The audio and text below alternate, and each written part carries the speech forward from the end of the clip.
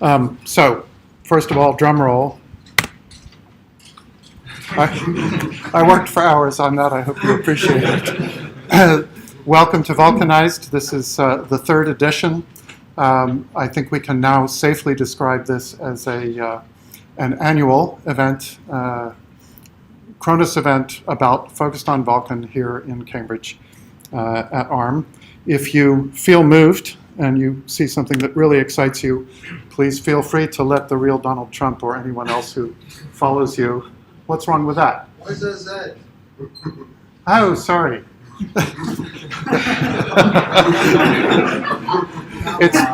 it's not a Z, folks. It's an S. Sorry about that. Don't know how that happened. So Vulkanised is not a course. It's not a tutorial. If you need that, there's tons of them online. Judging by your forms that you filled out when you registered, most of you don't. If you do, we'd be happy to give you advice on that. What we're doing today, we have two kinds of talks. There are some which are deep dives into some gnarly corner of the Vulkan APIs, such as memory management, synchronization, and barriers, etc. And then we have other talks in which people who have tried to do something particularly interesting and difficult with Vulkan talk about their experience and what they set out to do, what they ended up doing, which is sometimes different, and what they learned in the process. We do have breaks and we do have lunch, but they're relatively short. The intent is, networking's great, but we have the beer festival for that. The focus here is on technical content. Everything is intended to be useful. I forgot to introduce myself, Tom Olson, work for ARM, also chair the Vulkan Working Group. And so, in consequence, I get to do the marketing fluff, which is the first presentation. And then after that, we get into the technical stuff. But it's all intended to be useful, and even the fluff has a message which I hope will be helpful to you. So we have this technical stuff. We end the day with a panel talking about where we are, always good fun. We have a hard stop at 4:30 because we need to head out for the buses. I think we'll have more to say about that after lunch, about the details of getting there. You will need to go into the big tent to get something to refresh yourself with, but please come back. We have our own private tent, and we have the infamous pub quiz with, Alon said I'm not allowed to say fabulous, merely awesome prizes. They're not fabulous. Right, not fabulous, no. So on with the marketing fluff. I'm going to give a very quick and very 10,000-foot view of where Vulkan is today, and then I want to talk about some of the challenges we have and what we're doing to address them and where we hope to get over the next couple of years. So starting with the target market, what is out there. 2 years ago we were in, well, we've made a lot of progress in the last couple of years. It's now the case that if you bought a computer or a graphics card in the last 18 months or so, it's pretty much guaranteed for desktop hardware to have a Vulkan driver on it. There are now not only the vendor drivers, but even open source drivers for those of you who won't use anything else, for Intel and for AMD, and those are fully conformant, tested, solid. And then the mobile vendors, all of the mobile GPU vendors, bar one, who we'll get to, are shipping Vulkan drivers. And phones and tablets are widely available, although they're generally at the mid and high end. The low end hasn't got there yet. In terms of platforms, all the open platforms, well, let's say there are some details. Windows 10 availability is excellent. All of the Linux family OSs have Vulkan shipping generally in the top level distro, although it may be a little old and you may want to update. And Android, of course, has been exposing Vulkan officially since Android 7. And there's some early adopters out there who supported it earlier than that. The big exception, of course, in terms of availability is the Apple platforms. Apple doesn't provide a native Vulkan driver, and they don't allow installing third-party drivers. So that's a challenge. We actually do have a solution of sorts in development, which I'll tell you about later.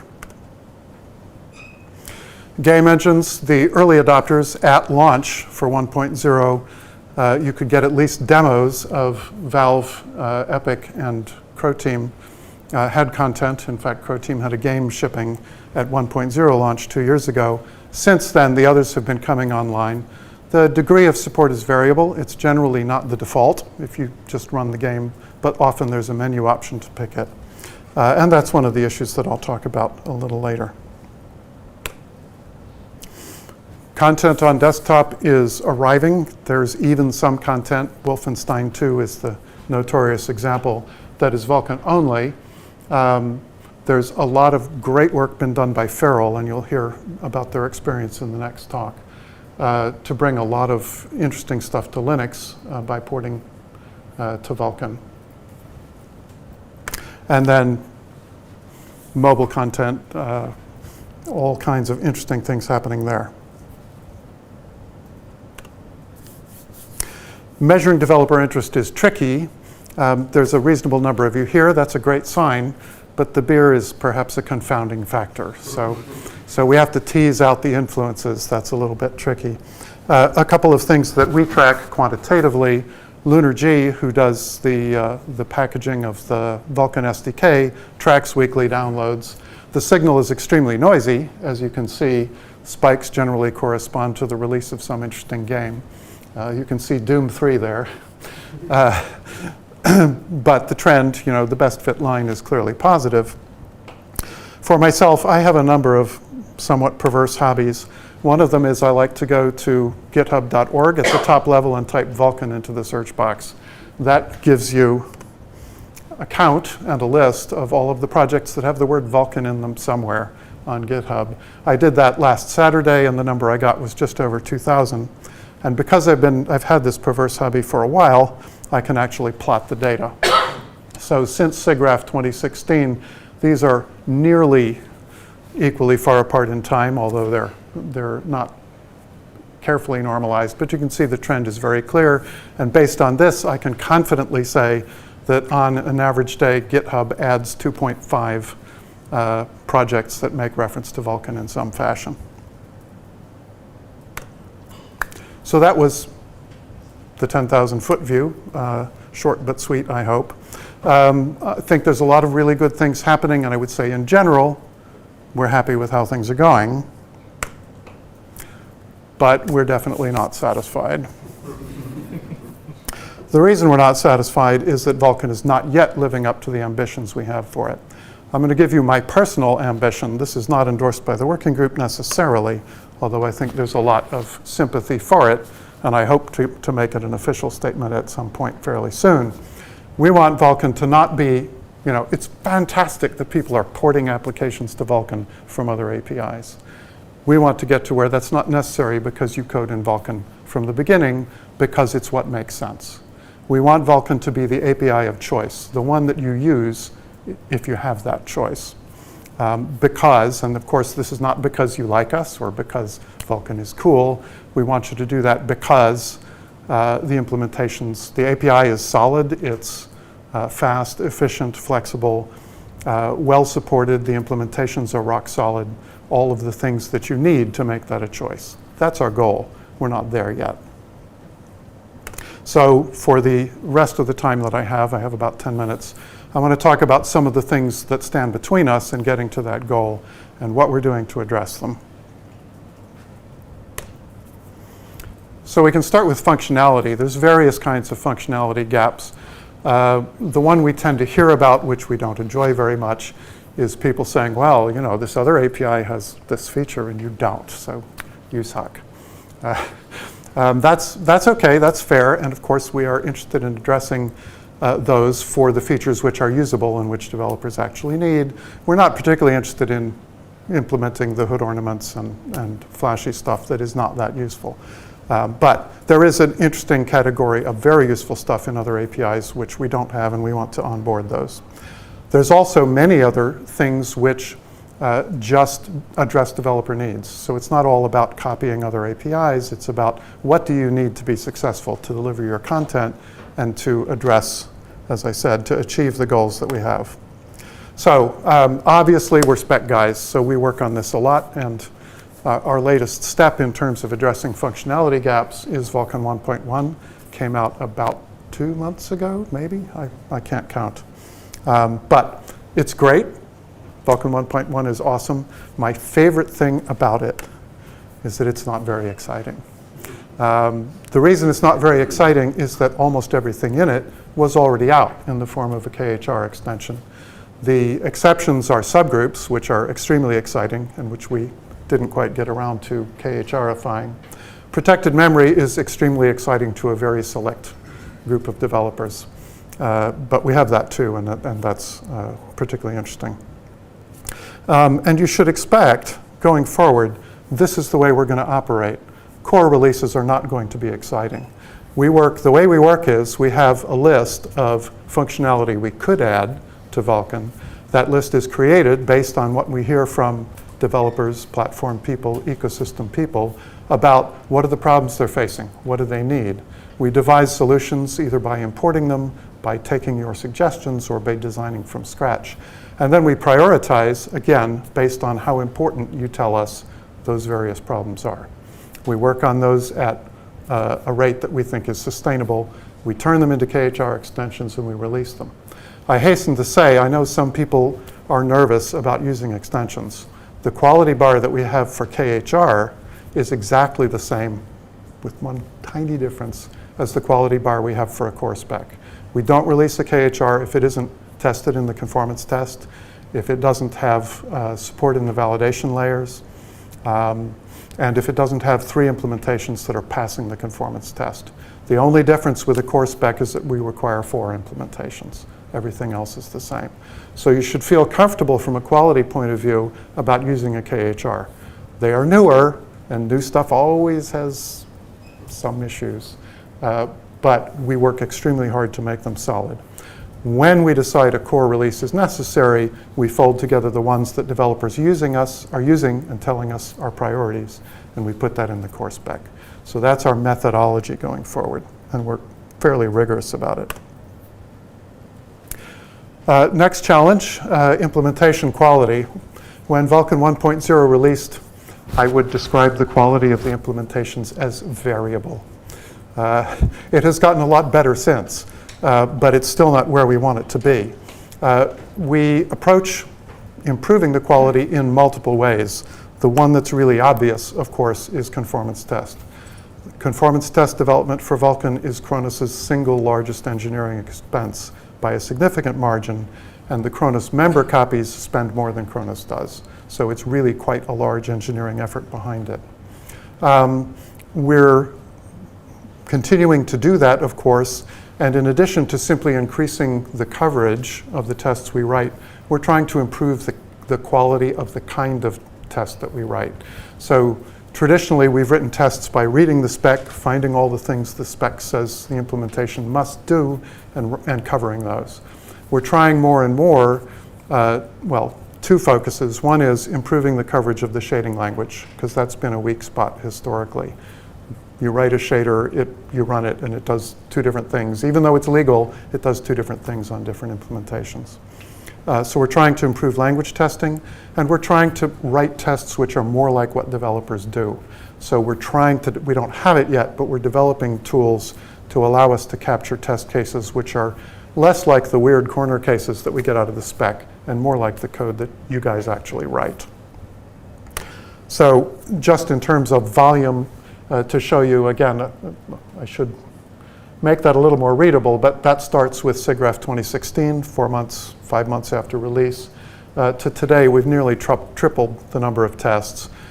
A fair number of those, of course, are the Vulkan 1.1, the new functionality. But a great deal of it is not. It's just improved coverage in the core 1.0 functionality. Does this ever happen? You're working on an implementation, you find a bug, and you think, my God, how did this ever pass conformance? Please tell us about it. The conformance test is available to you on GitHub. You can get the whole thing. And if you want to add a test case and give us a pull request, we will take it with glad little cries. But we understand that's painful and difficult. You can just raise an issue, say, hey, I'm noticing this, implementations seem to vary, what's the state of coverage? We'll tell you. If it's covered and it's something else, we'll tell you that. But if not, it'll go into the hopper as something we need to add a test for. Next, did I skip a slide? No, this is good. Closed platforms. So we talked about Apple before. There is also the case of Unified Windows Platform, which again, Microsoft does not allow installing a native Vulkan driver on UWP Windows 10S as it's known. So what is a Vulkan implementer or a would-be Vulkan user to do? We have a group. It's somewhat outside the main working group, but there's a group called the Portability TSG running a project called the Portability Initiative. What they're doing is developing a shim library that is small enough to ship with your game. So you link it with your game.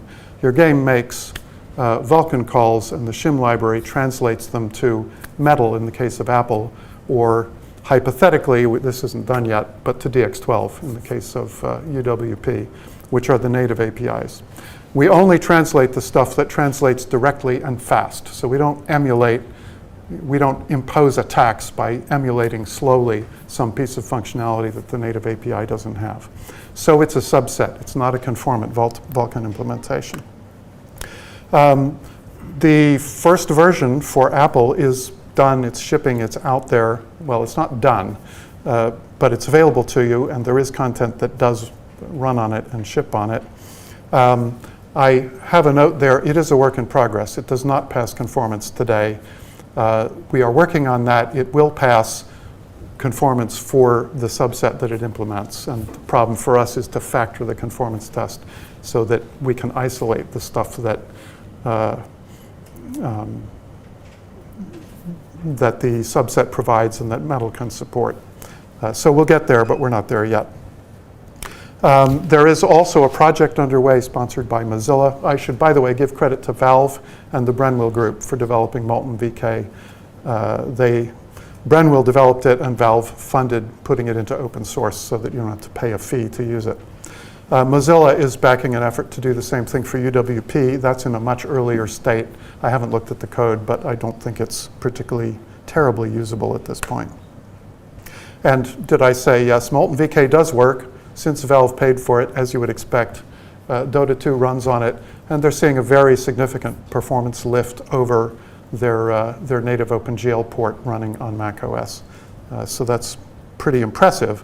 Again, if you try to run something other than Dota 2 right now, you might have some interesting experiences.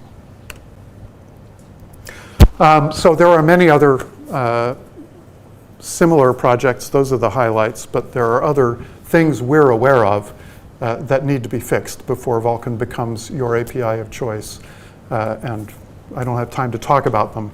The one I do want to talk about, and this is the thing I hope you will take away from my talk, if you take nothing else, is that we need, the things that keep me awake are not the things I know about that we're working on. It's the things we don't know about. So this is where you come in. My plea to you today and anytime you're working with Vulkan is to think about what it is that stands between you and shipping successful applications on Vulkan. And not only what are the things, but what is the relative priority? Which ones are minor points of pain, major problems, blockers? We want to know about those. And you can tell us about it in any way that's convenient for you. We'll do whatever it takes. We do read Slack, Twitter, Reddit, the usual channels. Those are helpful. It's more helpful to us if you open an issue. So if it's a general issue of tooling, of compiler, language stuff, just parts not working smoothly together, because it is an open source ecosystem, all the parts are, the interfaces are a little bit loose. Please raise an issue at Vulkan Ecosystem. If it's functionality or spec clarity or something like that, raise an issue at Vulkan Docs. And you can tell us here, you can put it on the feedback form, tell us at the beer festival. We're always, always glad to hear it. So that's all I got. I think I have blown my time for questions. Sorry about that, but I want to keep us on track. So scribble down your question and ask me during the break or during lunch.